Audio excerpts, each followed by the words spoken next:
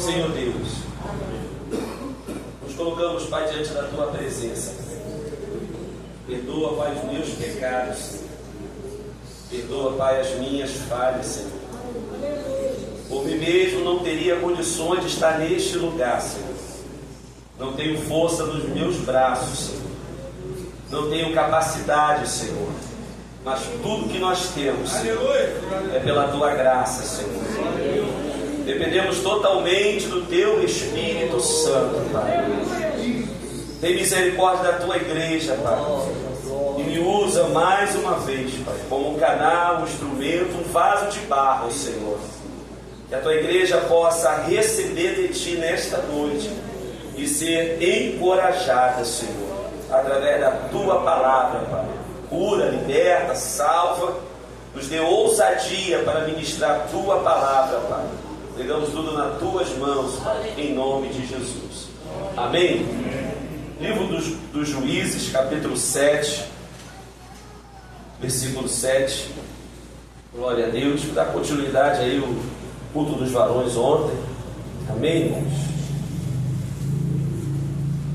Só que ontem o tema foi homens, né, preparados para a batalha. Hoje é a igreja preparada para a batalha. Amém? Diga comigo, igreja preparada para a batalha.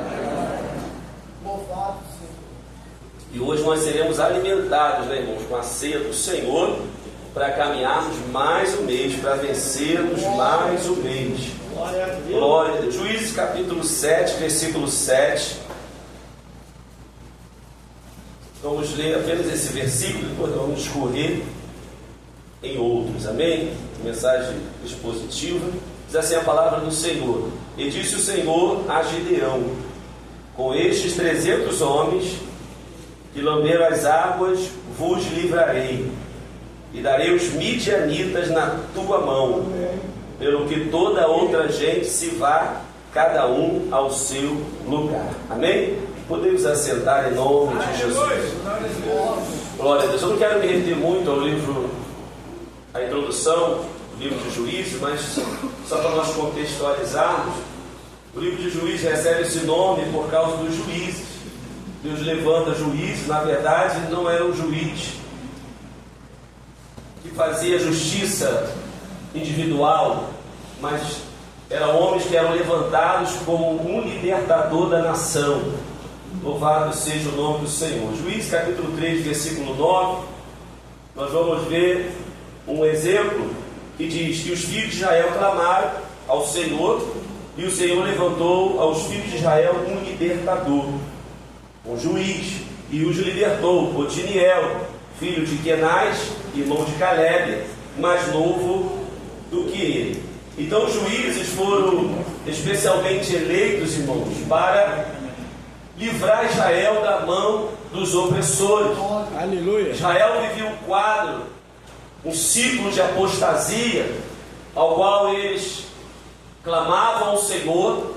O Senhor levantava um libertador, libertava Israel da opressão. Esse juiz morria e eles voltavam à apostasia. Então eles viviam esse ciclo de apostasia, sendo preso, sendo levado ao cativeiro, e no cativeiro clamava, assim que acontece com muitas pessoas. Depois que vem o cativeiro, depois que vem a enfermidade, infelizmente, depois que vem o presídio, depois que vem, isso aconteceu comigo, aconteceu com você, e acontece toda hora. Nós clamamos ao Senhor, mas qual é a chave? É nós nos mantermos na presença do Senhor. E Israel, eles provocaram a ira do Senhor.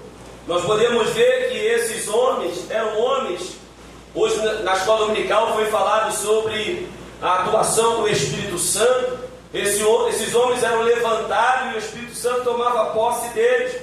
Juízes capítulo 3, falando ainda de um exemplo de Otiniel, o primeiro juiz, capítulo 3, versículo 10, vai dizer: E veio sobre ele o Espírito do Senhor, e julgou a Israel, e saiu a peleja, e o Senhor entregou na sua mão a Cusã-Risataim, rei da Síria. A sua mão prevaleceu contra Cusã-Risataim.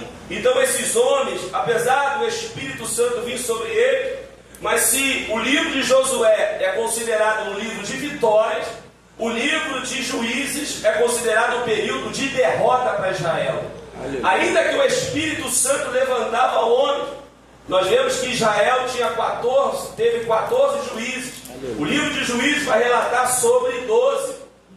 Aleluia! Mas a Bíblia vai dizer que foi um período de derrota, ainda que Deus levantasse homens. Aleluia! Porque era o povo, Israel estava ali, sempre caindo nos mesmos erros. E nós não podemos cair nos mesmos erros. Se Deus te levantar hoje, fique de pé para a glória do nome do Senhor. Aleluia! Então o livro de Juízes vai nos revelar o resultado de uma fé inconstante. Diga, uma fé inconstante. E nós não podemos ter uma fé inconstante. Paulo vai ressaltar, Paulo vai elogiar a fé de Timóteo, que era uma fé firme, era uma fé digna de elogio. Aleluia! Porque era uma fé que não vacilava. E nós não podemos ter essa fé que hoje nós estamos de pé, amanhã estamos caídos. Hoje eu levanto a mão para adorar, amanhã eu estou murmurando. Não! Aleluia! Isso provoca ira no Senhor. Isso provoca descontentamento no Senhor. Se eu estou adorando hoje, amanhã eu também vou adorar. Aleluia! Eu tenho que levar uma vida assim. Então esse livro vai revelar que o pecado tem consequências, irmãos. Romanos capítulo 6, versículo 23, vai dizer que o salário do pecado é a morte, mas o dom gratuito de Deus é a vida eterna. Então esse ciclo, se alguém está vivendo esse ciclo de apostasia, esse ciclo de pecado, eu profetizo que hoje acaba isso na sua vida. Você pode levantar as mãos para adorar o Senhor. Se você já viveu esse ciclo que não consegue se firmar, que não consegue ser o mesmo constantemente, que não consegue manter uma vida ativa, uma vida viva na presença do Senhor, eu quero crer que hoje encerra esse ciclo de apostasia e começa um ciclo de avivamento na tua vida, começa um ciclo de santidade. Levanta a tua mão, começa um ciclo de oração, começa um ciclo de leitura da palavra. Aleluia! Então Israel vivia isso: castigo, arrependimento, libertação, e depois castigo, arrependimento, libertação, e depois eles caíam de novo, castigo, porque, irmãos, o pecado tem preço. Aleluia! Louvado seja o nome do Senhor. Mas quando nós chegamos aqui no quinto juiz, que é Gideão, nós vamos ver alguns pontos sobre essa narrativa. A primeira coisa que me chama a atenção, irmãos, é que em todas as vitórias, seja elas grandes ou pequenas, o livro de Juízes, no capítulo 7, vai nos ensinar com essa batalha de Gideão, que toda a glória e toda a honra tem que ser atribuída ao nosso Senhor. Aleluia! Eu não sei se você entendeu. Se Deus vê um pontinho de vaidade, Ele vai arrancar algumas coisas da minha e da tua vida, para que possamos aprender a dar glória e tributo ao Senhor. Aleluia! Amém. É isso que nós aprendemos. Então, se Deus perceber que o nosso coração está inclinado para o orgulho, para roubar a glória dele, Deus imediatamente, para nos proteger, Ele manda arrancar algumas coisas. Capítulo 7, versículo 2 vai dizer: e disse o Senhor a Gideão: muito é o povo que está contigo, para eu dar os midianitas em sua mão, a fim de que Israel se não glorie. Se Deus falou isso, é porque já estava vendo lá na frente, contra mim, dizendo: a minha mão me livrou. Aleluia! Esse termo, essa palavra glorie, no original, no hebraico, quer dizer glorificar a si mesmo, é buscar a glória para si. Quando eu louvo, a glória é dele. Quando eu prego, a glória é dele. Quando eu evangelizo, a glória é dele. Se Deus perceber que essa glória está sendo para si, irmão, Ele providencia para tirar algumas coisas. Aleluia, louvado seja o nome do Senhor. Então nós entendemos que nós não podemos reclamar das perdas. Pode ser que Deus esteja nos protegendo. arrancando a nossa glória. Deus às vezes quer arrancar a nossa glória, e para arrancar a nossa glória Ele tem que arrancar algumas coisas. Quando Deus percebeu que Abraão estava mais servindo a Isaac do que a Deus, Deus tentou arrancar Isaac para provar o coração dele, mas Deus fez ele refletir e fez ele entender que o Senhor é mais importante do que Isaac.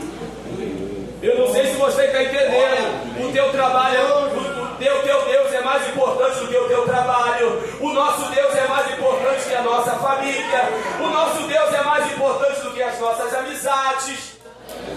E se Deus perceber que isso está trazendo glória para si, Ele prova.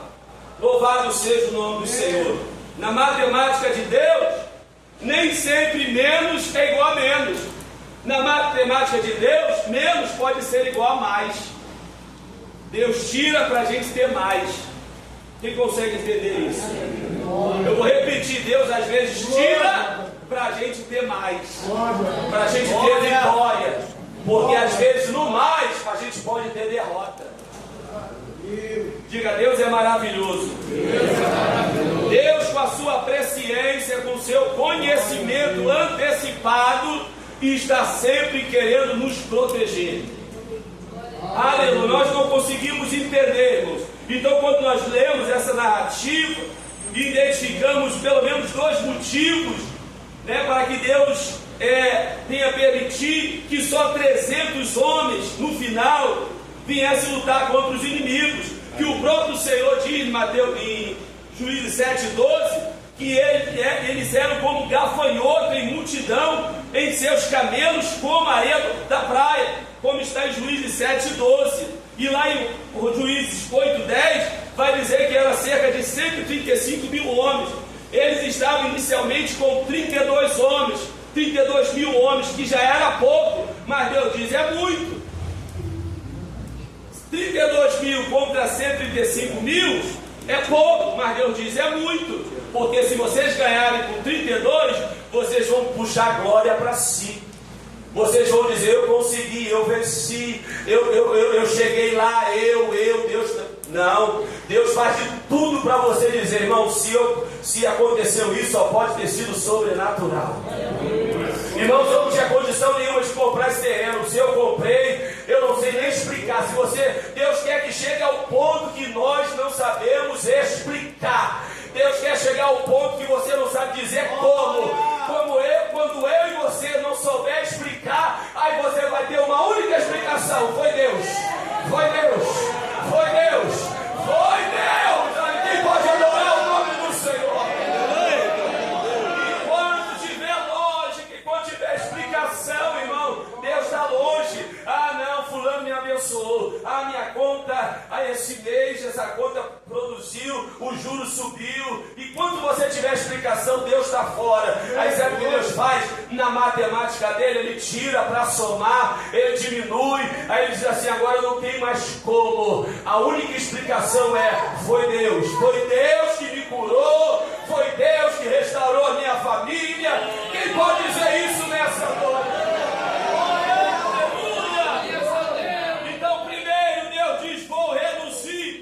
Para quê? Para te guardar do orgulho. Eu vou reduzir para você dizer que não foi eu e pecar contra mim. Eu vou reduzir, aleluia, para proteger vocês, para que vocês venham dizer: foi a mão do Senhor. Segundo, para compor o exército de Deus não é qualquer um, irmão. Deus tem as suas exigências, tem que preencher algumas qualificações.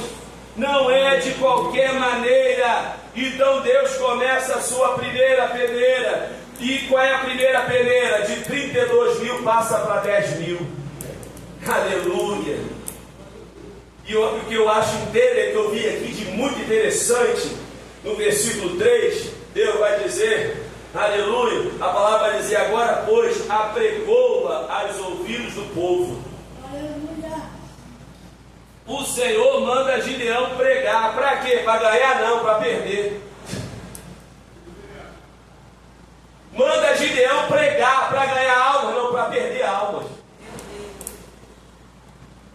Mas quem mandou pregar? Foi Deus.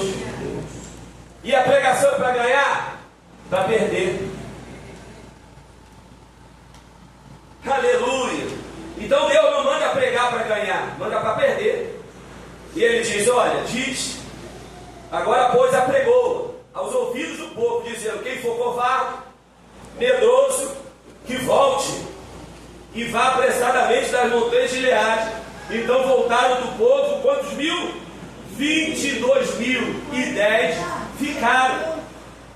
Então quando nós pregamos, preste atenção nisso, quando você fala com a sua família, quando você prega na escola, prega no trabalho, e muitas das vezes a sua pregação, ao contrário de ganhar, você perde, não é para ficar desesperado, é porque Deus está preparando um grande exército para ganhar grandes vitórias. Nem sempre a multidão para Deus, irmãos, é sinônimo de vitória. E nós vamos aprender, e nós aprendemos isso com essa palavra. Se foi Deus que mandou pregar, se a palavra é de Deus, se foi Deus que mandou proclamar, então é sinal que o próprio Deus está selecionando o seu exército para uma grande vitória. Você pode adorar o nome do Senhor? Aleluia! Pedro vai dizer, primeira epístola de Pedro, capítulo 4, versículo 17, porque já é tempo que comece o julgamento. Por onde? Pela casa de Deus. E se primeiro começa por nós, diga por nós, qual será o fim daqueles que são desobedientes ao Evangelho de Deus? Irmãos, a primeira peneira é aqui, ó. Quando chegar lá, quando Deus arrebatar a igreja, o único julgamento que nós vamos ter é do tribunal de Cristo, mas é para receber recompensa. Não é tribunal para julgar quem vai ser salvo, não. O nosso julgamento está sendo aqui no dia a dia. Cada palavra pregada, qual é a tua perspectiva, qual é a tua decisão, o que você está fazendo com tudo que está ouvindo. Aí você e eu estamos sendo julgados. O julgamento já começou. E a Bíblia vai dizer que 22.000 voltaram, retrocederam. Então eu entendo que a pregação foi um sucesso para os fins determinados. A pregação não era para voltar os covardes medrosos? Então a pregação foi um sucesso. Alcançou o propósito. Porque para isso foi que o Senhor mandou ele pregar. Para voltar os covardes e os medrosos. Então números por si só não são garantia de vitória. E qual é a garantia de vitória? É a presença do Senhor e o seu exército encorajado para enfrentar as batalhas. Aleluia! Aleluia! E o texto vai dizer, pede para quem? Primeiro, os covardes, tímidos, temerosos, com medo. Ou seja, os covardes são aqueles que não estão encorajados, irmão. Aqueles que estão sem coragem. Aquele que tem falta de coragem, ele desencoraja outros. Aleluia! Deus tem nos preparado a cada dia, irmão. Esse ano é o ano do encorajamento. Deus tem dado mensagem todos os dias de encorajamento. Já você tem tempo de sobra para tomar uma posição e se encorajar enquanto há tempo. Aleluia! Mas vai chegar um tempo que quem não estiver preparado vai ter que se retirar do exército do Senhor. Ainda há tempo de se encorajar. E eu creio que essa noite é noite de encorajamento. Você pode levantar as mãos e receber essa palavra. Até quando? Então temos que confiar no Deus que nós servimos, no Deus que nós oramos todo dia, no Deus que nós adoramos todo dia, e temos que estar preparados para as batalhas.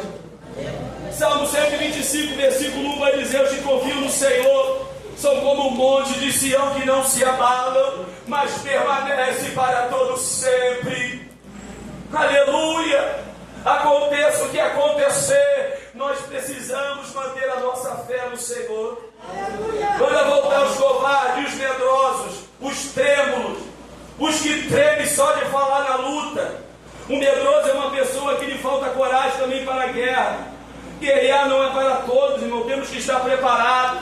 Temos que ter confiança no Deus que nós servimos. Confiança é mais importante do que quantidade. O êxito de um exército está na confiança do seu general, está na confiança do seu comandante. Quantos confiam no seu comandante? Levante as mãos. Se fortaleça na força do Senhor e na força do seu poder. Se reveste da armadura espiritual. Tem capacete descendo aqui, tem espada do Espírito, tem sandália do Evangelho, tem escudo da fé. Tome posse da palavra de Deus. Aleluia. Glória a Jesus. Até quando nós vamos ser fraquinhos, irmãos? Eu quero abrir a palavra lá em Deuteronômio capítulo 20. Nós vamos ler aqui sobre as leis da guerra. Ontem eu até comentei alguma coisa. Deuteronômio 20, no versículo 1, vai dizer: quando saíres a peleja contra os teus inimigos, e vires cavalos e carros e povo, maior em número do que tu, deles não terá temor, pois o Senhor teu Deus, que te tirou da terra do Egito, ainda está contigo. E será que quando vos achegardes à peleja, o sacerdote se adiantará e falará ao povo, e dir-lhe-á: ouve, ó Israel, hoje vos achegais à peleja contra os vossos inimigos, e que não se amoleça o vosso coração, não temais, nem tremais, nem vos aterrorizeis diante deles, pois o Senhor vosso Deus, essa é a nossa garantia, pois o Senhor vosso Deus é o que vai convosco a pelejar contra os vossos inimigos para salvar. Versículo 8: e continuarão os oficiais a falar ao povo, dizendo: qual é o homem medroso e de coração tímido? Vai e torne-se à sua casa, para que o coração dos seus irmãos não se derreta com o seu coração. É lei da guerra, irmãos. Não cabe no exército do Senhor medroso, tímido, covarde, não cabe, porque amolece o coração dos outros. Basta ver Números capítulo 14, os 12 espias, 10 voltaram dizendo: olha, a terra é muito boa, tudo que Moisés falou é muito bom, mas tem gigante, quase derreteu o coração de todos. Então o texto vai dizer: olha, o mesmo Deus, lembra do Deus que tirou você do Egito? Quem lembra do Deus que tirou você da cachaça? Quem lembra do Deus que tirou você do mundo? Quem lembra do Deus que tirou você da prostituição? É esse mesmo Deus que está aqui conosco até hoje. É o mesmo Deus que arrancou com a mão forte. Deus não é um Deus deísta, como eu falei ontem, uma doutrina herege chamada deísmo, ao qual Deus cria tudo e abandona a criação, como um grande relojoeiro que cria o relógio, dá a corda do relógio e abandona o relógio. Não, Deus criou e permanece com cada um de nós até a consumação do século. Você pode adorar o nome do Senhor. E vai dizer no versículo 2: quando chegar a peleja e vos achegar o sacerdote, por quê? Sacerdote lembra de quê? Representa o povo diante de Deus. Essa peleja é espiritual. Antes de tudo, essa peleja é espiritual. O presidente de El Salvador, eu vi uma entrevista dele, acabou lá com as gangues, foi reeleito com 80 e poucos % de votos. E o repórter perguntou: mas como vocês tão rápido prenderam tanta gente? E ele falou: nós reunimos a comissão, reunimos os comandantes e oramos. Eu não sei qual é a religião dele. Ele falou que oraram a Deus, e Deus primeiro deu a guerra espiritual nas mãos dele, e depois a guerra física foi fácil. Irmãos, vença no mundo espiritual. Depois que nós vencermos no mundo espiritual, as portas se abrirão. Quem pode glorificar a Deus por esta palavra? Aí o Senhor vai falar: não amoleça o vosso coração. Provérbio 24:10 vai dizer: se nós nos mostrares frouxos no dia da angústia, a nossa força será pequena. 21 vai dizer: o Senhor é a minha luz, a minha salvação, quem temerei? O Senhor é a força da minha vida, de quem me recearei? Meu irmão, está com medo de quê? Aleluia! Aleluia! Está com medo de quê, meu irmão? Está com medo de quê? O Senhor é a nossa força. O Senhor deu escudo. Diga: eu não vou retornar. Eu não vou voltar para casa, porque Deus tem me encorajado. Quem pode? Deus pode contar contigo. Deus pode contar contigo. Existe o envolvido e o comprometido. O envolvido, ele está em volta, ele só está enquanto está tudo dando bem. Enquanto tudo está dando certo, o envolvido está junto. Mas começou a dar errado, ele vou partir para outra. Vou para outra igreja, vou para outro lugar. Mas o comprometido não. Dando certo ou errado, ele está junto. Ele faz de tudo para dar certo. Se uma coisa não deu certo, vai dar certo. Estou contigo. Vamos juntos, vamos lutar. Vai dar certo. A tua guerra é minha guerra, o teu choro é meu choro, a tua alegria é Ronaldo, não está entendendo? A guerra é uma só, meu irmão. A luta é uma só. Todos nós estamos juntos para ir para o céu.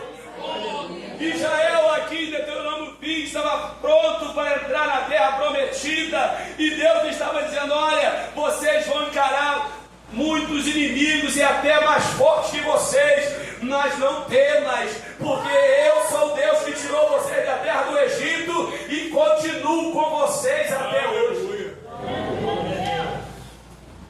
Então, irmãos, aquele que não está encorajado, o estrago pode ser muito maior no meio do exército.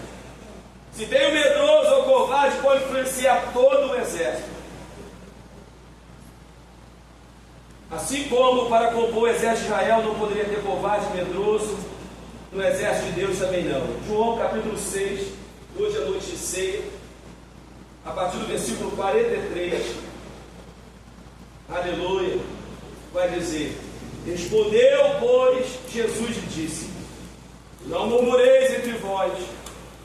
Jesus, pois, lhe disse: na verdade, vos digo que se não comerdes de carne, a carne do Filho do Homem, e não beberdes o seu sangue, não tereis vida em vós mesmos. Versículo 54.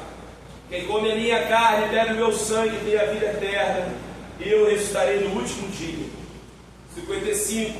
Porque a minha carne verdadeiramente é comida, e o meu sangue verdadeiramente é bebida.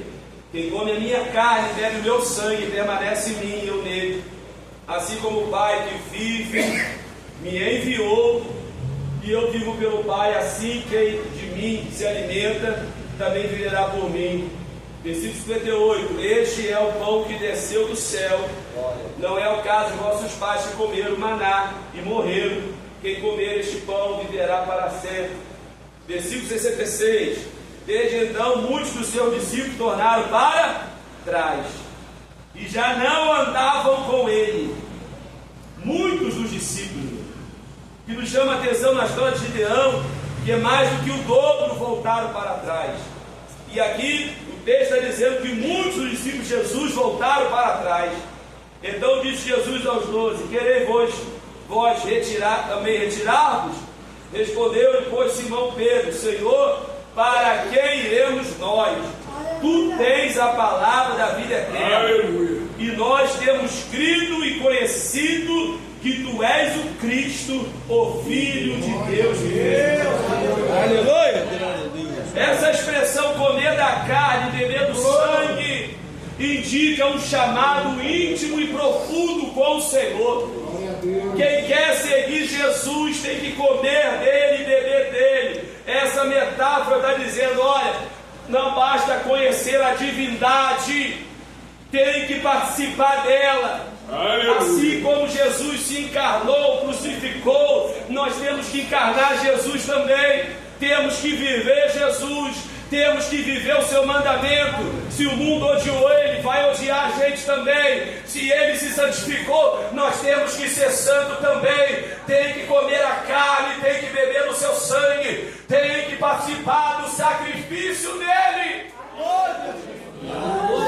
Aleluia! E hoje nós vamos participar do pão e do vinho, representando a carne e o sangue de Cristo. Quando nós participamos da ceia do Senhor, nós estamos dizendo: Senhor, eu como da tua carne e bebo do teu sangue. O que quer dizer isso? Eu estou intimamente relacionado, eu estou disposto a te seguir, a pegar minha cruz e te seguir, e viver o teu evangelho. Então não basta só conhecer, tem que ter uma entrega profunda, tem que ter um relacionamento contínuo com ele, tem que obedecer o evangelho. Você pode adorar o nome do Senhor. Versículo 54 vai dizer: quem come minha carne e bebe meu sangue tem a vida eterna, e eu ressuscitarei no último dia. Irmãos, quem vive o evangelho, quando a última trombeta soar, tem a promessa de ressuscitar e estar com ele eternamente.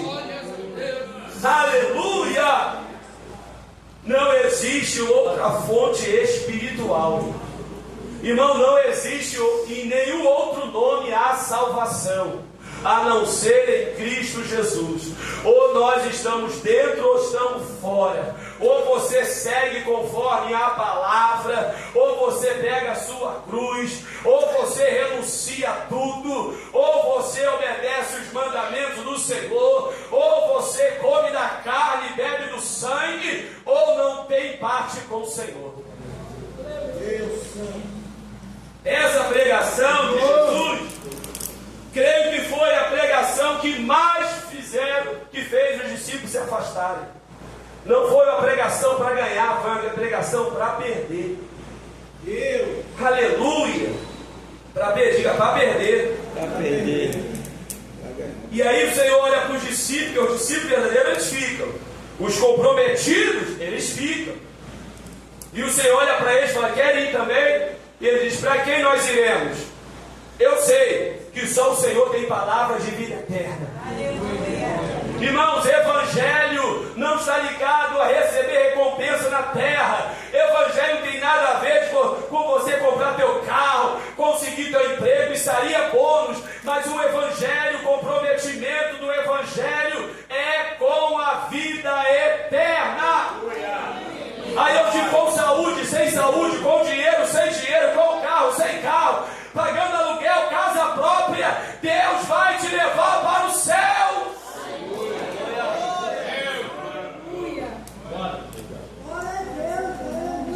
A pregação de ganhar aqui é a pregação do anticristo. É a pregação do diabo lá no deserto. Se tu me prostrar e me adorar, tu vai receber tudo.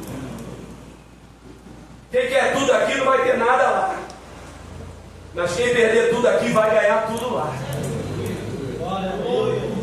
A Bíblia diz: aquele que quis perder a vida aqui já está reservada lá. Então, quando o Gideão prega por ordem de Deus, 22 mil retornam. Eu fico imaginando o Gideão: meu pai, o que eu fiz? Que palavra é essa que eu preguei? 22 mil retornam. Só permaneceu 10 mil. O que assusta, irmão, que é mais do que o dobro. O que me assusta é como tem covardes e medrosos. Deus está nos convidando. Fecha teus olhos agora. Deus está nos convidando, meu irmão, nessa ceia, a rever a nossa disposição em seguir Jesus. Como estamos seguindo? Como está o nosso compromisso? Será que eu estou ao ponto de desistir? Ou o Senhor pode contar comigo? Será que eu estou me alimentando mesmo da palavra, da oração? Será que eu estou vivendo o verdadeiro Evangelho de Cristo? Ou será que eu já perdi a coragem? Será que eu estou estimulando os meus irmãos? Será que o meu testemunho é testemunho de coragem? Será que eu estou trazendo mais um comigo? Vem comigo, vai dar certo, Deus vai dar nas nossas mãos. de nós, a terra é nossa? Ou será que eu estou sendo aquele que está desestimulando? Meu Deus do céu, tirando gente da presença do Senhor, de tanta murmuração que houve nos meus lábios. Jesus disse, Mateus 22,14, porque muitos são chamados, mas poucos escolhidos. Irmãos, eu não estou falando isso porque Deus tem prazer que ninguém retorne, não. Deus não tem prazer nenhum em covarde, não. Hebreus 10:38 vai dizer, mas o justo virá pela fé, e se ele recuar, a minha alma não tem prazer nele. Deus não quer que você recue. Levanta a tua mão direita e diga comigo, nós, porém, não somos daqueles que se retiram para a perdição, mas daqueles que creem para a conservação da alma. Você pode adorar o nome do Senhor.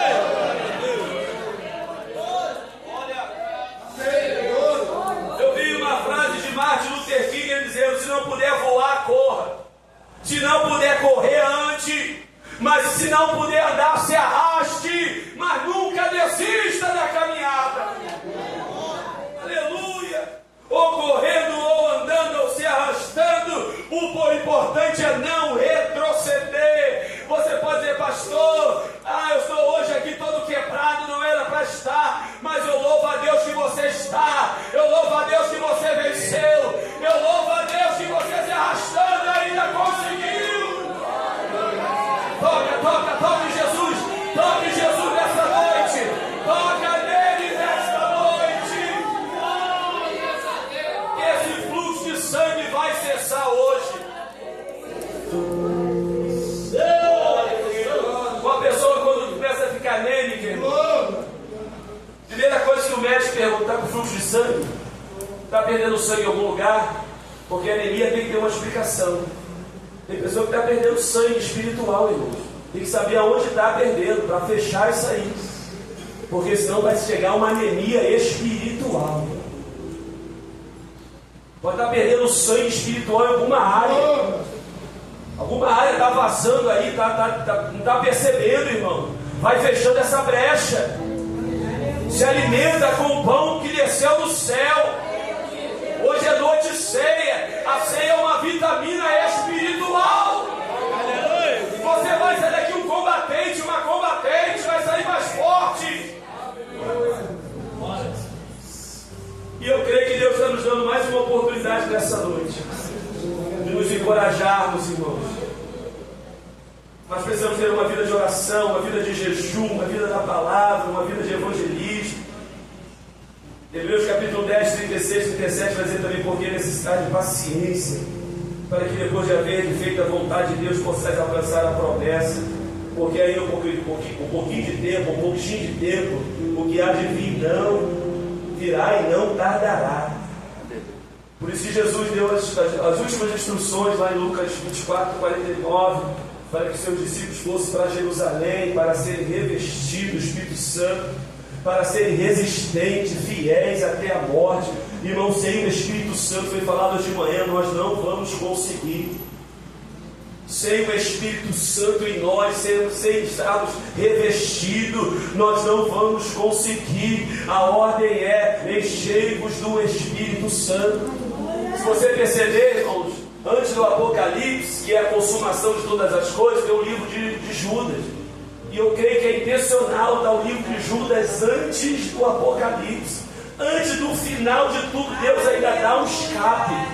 Deus dá uma última chance. Judas, versículo 3, vai dizer: amados, procurando eu escrever-vos. Olha, é como se estivesse falando, está chegando o fim, mas eu procuro escrever com toda a diligência acerca da comum salvação. Eu tive por necessidade, eu parei tudo para escrever isso. Aleluia, exortar-vos a batalhar pela fé que uma vez foi dada aos santos. Diga, eu estou numa batalha espiritual. Aleluia. Eu creio que Judas queria escrever outra coisa, mas de repente ele parou tudo para escrever, para exortar eles a batalhar pela fé, porque está tudo se findando, irmão.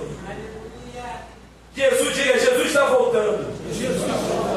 Enquanto o Apocalipse Apocalipse não se aproxime, irmãos. Vai batalhando pela fé.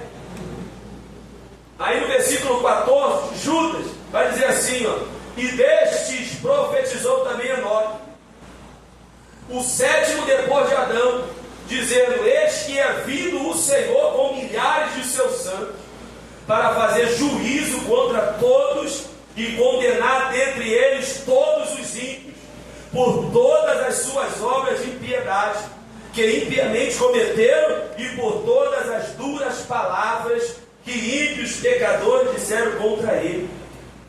Quantos soldados de Cristo desistiram, irmão?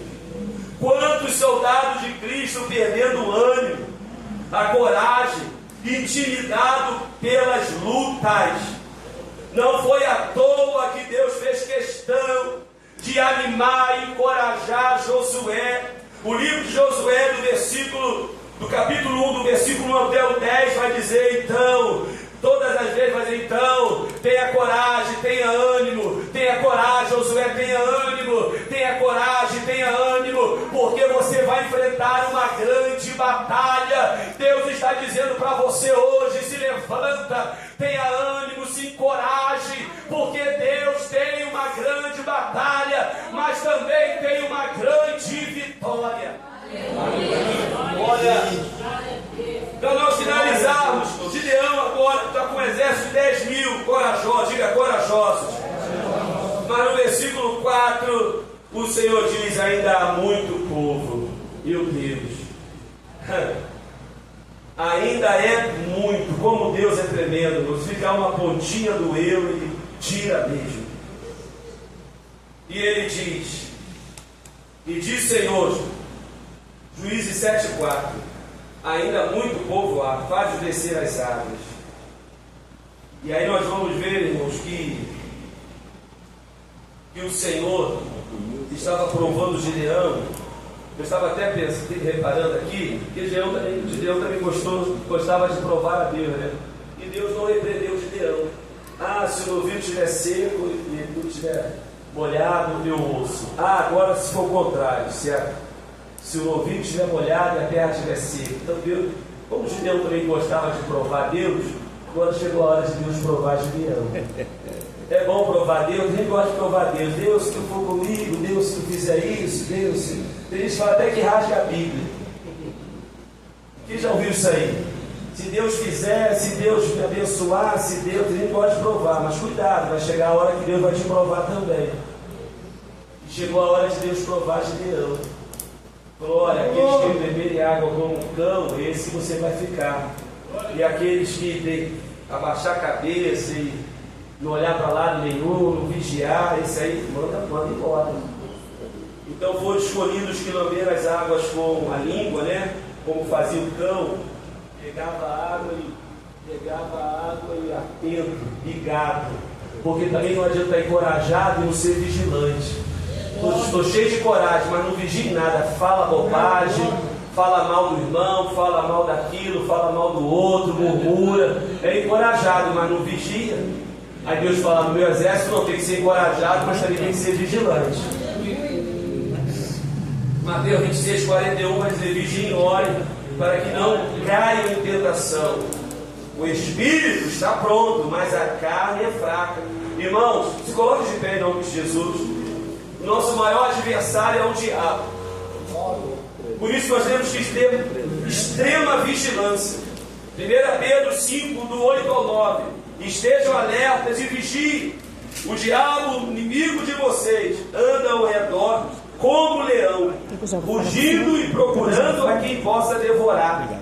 Resistam-lhe, permanecendo firmes na fé, sabendo que os irmãos que vocês têm em todo o mundo estão passando pelos mesmos sofrimentos. Então Deus está falando: olha, o inimigo, ele é perverso, ele anda como leão, bramando, buscando a quem possa devorar. Por isso ele diz: vigie, fiquem alerta. Mateus 25:13, o Senhor vai dizer: portanto vigiem, porque vocês não sabem o dia nem a hora. Então, depois desse último filtro, irmão, depois que ele filtrou os corajosos, que liberou os covardes e medrosos, agora ele libera aqueles que não vigiam. E quem sobra? 300 gideões. Para fazer parte do exército do Senhor não é fácil. Paulo vai recomendar o soldado de Cristo para nós nos fortalecermos no Senhor. E para nós ganharmos tempo, irmãos, louvado seja o nome do Senhor. Pode ser até 300, mas tem que ser 300 encorajados. Tem que ser 300 determinados e perseverantes. Tem que ser 300 avivados e cheios de fé. Tem que ser 300 em vigilância e oração. Tem que ser 300 que evangelizam. Tem que ser 300 que vão para cima do inimigo. Você pode adorar o nome do Senhor. E aí eles gritaram pelo Senhor e por Gideão. E nós hoje gritamos pelo Senhor e pela igreja. Pelo Senhor e pela igreja do Senhor. Quem pode dar esse grito de guerra? Pelo Senhor e pela igreja. Glória a Deus, aleluia. E aí com buzinas, com cântaro vazio, com tocha nela acesa, dando glória a Deus. Buzina fala de uma vida cheia do Espírito Santo e do fogo, com uma tocha acesa, quebrando os cântaros. Ou seja, quando eles quebravam o cântaro, o fogo aparecia, a luz aparecia. Que é o conselho: quebra esse cântaro e deixa a luz que está em você surgir para esse mundo. É com buzina e com tocha. É a igreja gritando Maranata e cheia do Espírito Santo. É a igreja gritando: Jesus está voltando. E com uma vida cheia do Espírito Santo. 2 Coríntios 4,7 vai dizer: temos porém este tesouro em vasos de barro, para que a excelência do poder seja de Deus e não de nós. Deus, aleluia, glória a Deus. Temos que quebrar esse vaso, irmãos. Temos que ser